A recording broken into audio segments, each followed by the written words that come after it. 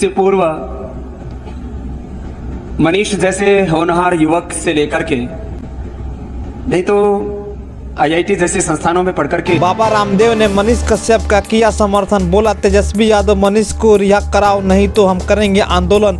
जनता अगर जिताती है तो जुतियाती भी है, जुतियाती भी है, जुतियाती भी। हम आपको दिखाएंगे बाबा रामदेव का पूरा बयान। उससे पहले आप चैनल पर नए हो तो चैनल को सब्सक्राइब एंड लाइक कर दें, क्योंकि हम आपको दिखाने वाले हैं बाबा रामदेव ने क्या कहा। दरअसल मनीष कश्यप जब से आत्मसमर्पण किया है तभी से जनता ने बिहार सरकार के खिलाफ आवाज उठाना शुरू कर दिया है, क्योंकि आत्मसमर्पण करने के बाद भी बिहार पुलिस मनीष कश्यप के घरों का कुर्की जब्ती किया है, जिसे साफ साफ पता चलता है कि बिहार सरकार के दबाव में आकर पुलिस को ऐसा कदम उठाना पड़ा है, जो कि बहुत ही निंदनीय है। और इतना ही नहीं, मनीष कश्यप के सभी खातों को फ्रीज कर दिया गया है। मैं आप लोग को बता दूं कि मनीष कश्यप के खाते में 42 लाख रुपया की पुष्टि की गई है।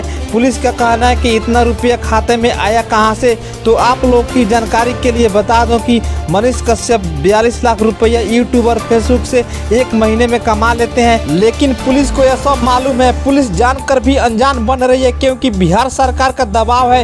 यह सब जितनी भी साजिश हो रही है वो केवल मनीष कश्यप को फंसाने के लिए की जा रही है, क्योंकि मनीष कश्यप ने बिहार सरकार की पोल खोल के रख दी है। इसलिए शायद मनीष कश्यप को फंसाने के लिए साजिश पे साजिश रची जा रही है।